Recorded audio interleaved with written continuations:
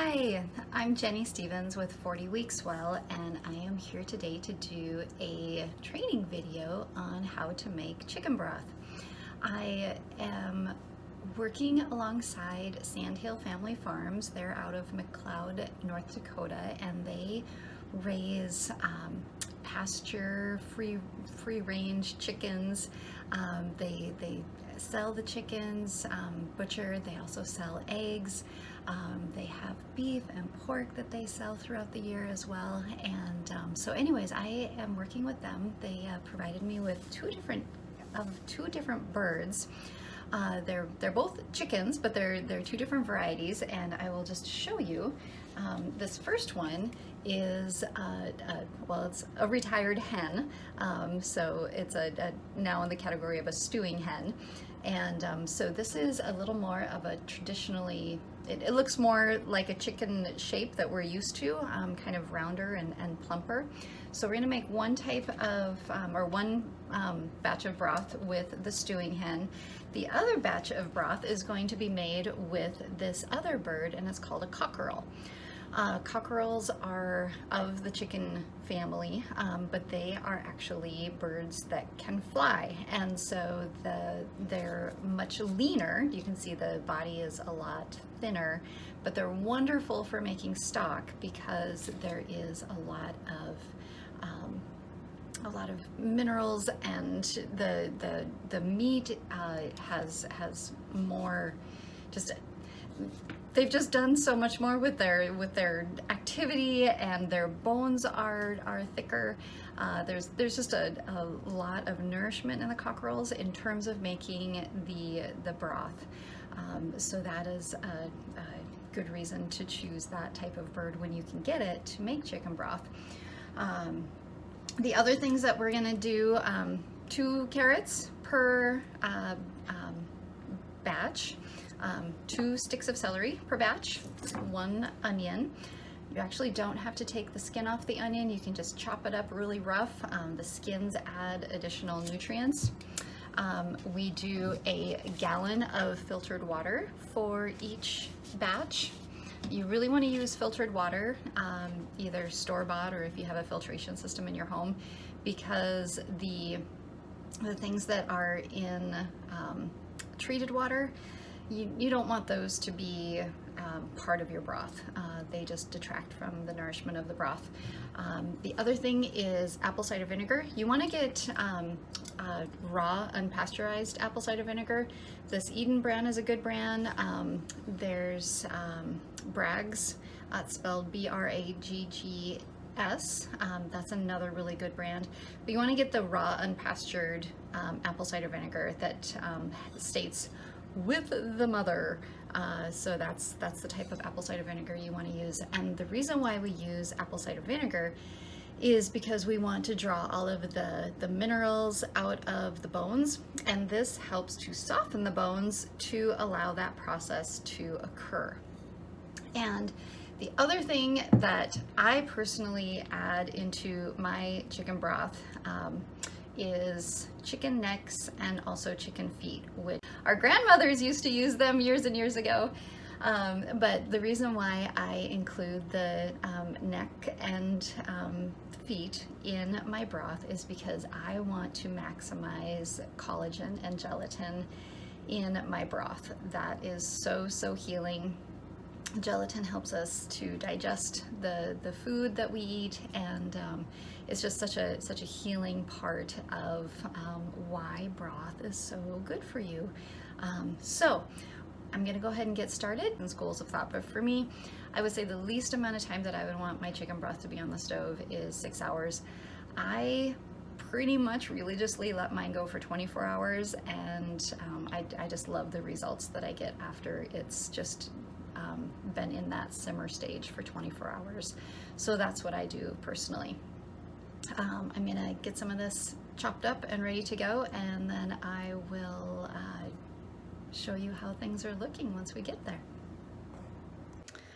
Okay, so what I do next, I've got the plastic off the birds. The other thing I've done is I've got my veggies chopped, so those are all ready to go. And I'm just going to do a quick rinse of the 2 different chickens. And I also look for a little section that often is in the birds of some extra fat. So I'm gonna try to adjust the camera in such a way that you'll be able to see what I'm doing. Right, so we've got the cockerel over here, and this is our hen. And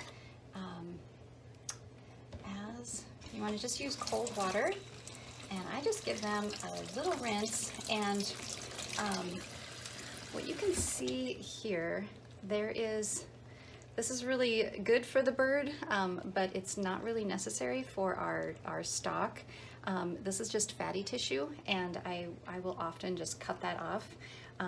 This part is the tail of the chicken, and I usually just rinse that out just with a little more cold water.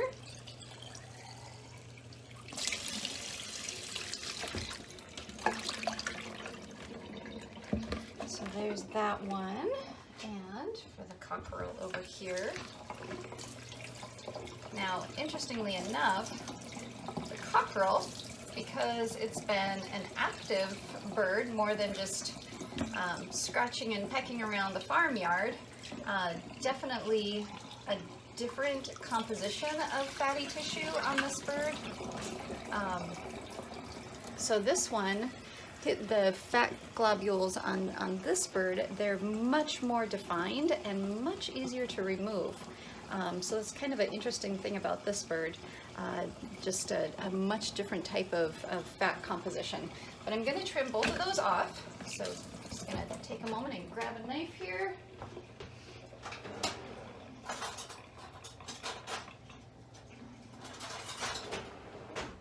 Okay, so it's usually pretty easy. Just kind of have to get in there and give it a little trim.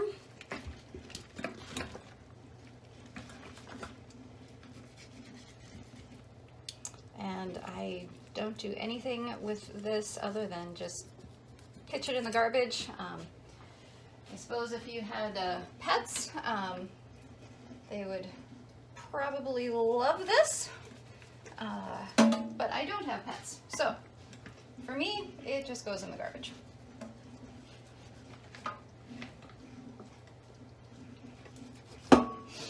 So that is that.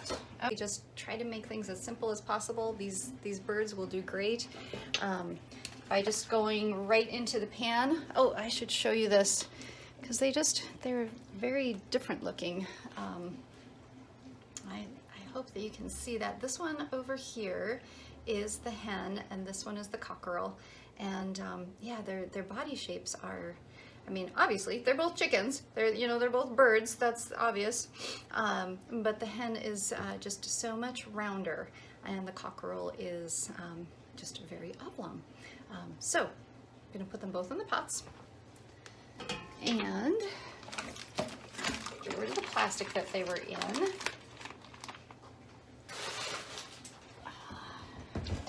Quick wash off of my hands. Still want to be careful with the whole raw meat thing around the kitchen. Okay, so our birds are in their respective pots, and I'm going to grab the veggies. So these are just going to plop right in there. They are just roughly chopped. Does not have to be a beautiful thing by any means. Each one is going to, so they have to be covered with water. I'm going to fill this up with water. Again, reiterating that you do want to use that filtered water. If you buy a jug of water at the grocery store, I don't throw these away. I just bring them back to the grocery store. Okay, so coming back, the chickens have now just essentially rested in the water that has the apple cider vinegar in it, and it also has all of the vegetables in there as well. And I did add, just full disclosure, I did add my chicken necks and feet in there, but I put them on the bottom so they wouldn't be obvious. So our next step in doing the chicken broth is to bring it to a gentle boil. And what's going to happen when it hits that first boil is there's going to be, it's a white foam that comes to the top, and these are just impurities. You want to skim those impurities off and then turn that temperature down, cover it up, and just let it simmer and simmer and simmer and simmer. So we're going to go ahead and get the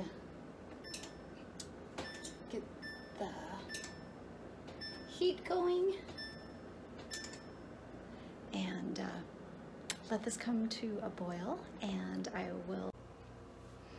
Okay, for this next part, I am just going to let the video run so that you can see how as the broth comes to a slow boil, how the white foam is going to start to rise to the top, and as soon as the active boil sets in, all of the impurities will rise out, and I will then come along and skim the top of it and get that off, and it will be ready to just settle and simmer from there. So I'm just going to let this sit and be videoed and let you see how that process happens. So this is what we're looking for, the white foam. Interesting, the hen is showing a lot more white foam than the cockerel. So that is an interesting difference between the two of them. Okay, this is good. This is good, this is good.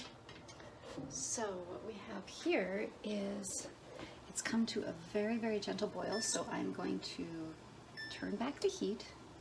And this one has also come to a very gentle boil. You don't want it to come to a rolling boil.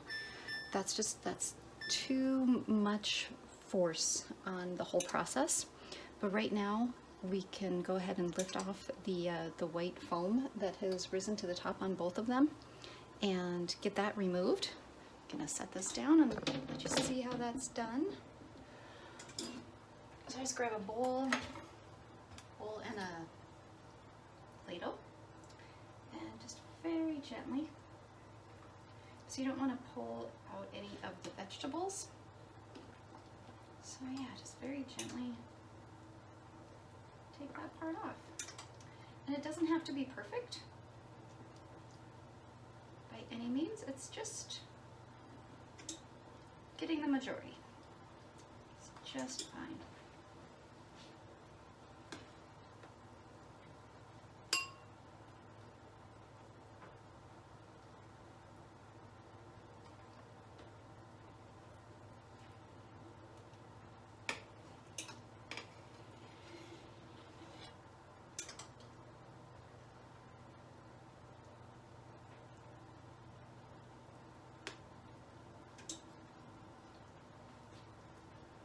Okay, so I've removed that white scum part, and again, that's just the impurities.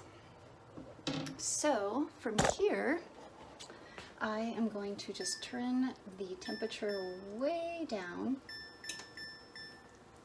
because we just want it to be at a nice, gentle simmer. I'm gonna cover these, and I'm really not going to check this again until tomorrow morning, and we'll take a look and see how much it's changed. It's going to become this beautiful, beautiful color. Can't wait to show it to you. So it's been about 5 hours since the broth has started, and I have been gone for several hours from the house and came back in, and it smells so good. It just smells absolutely amazing. So wanted to take a moment and take a peek at the broth. So let's take a look. Okay, so this first one, again, this is after right about 4 hours and 45 minutes. So this is our hen. So coming along, coming along. Everything's looking good. I'll have to get a little cloth here for this one. And this is our cockerel. Looking good. I'm actually going to turn the heat down a little bit on these and add a little more water. We want to keep that water level good and high. So I will make that addition and we'll keep going.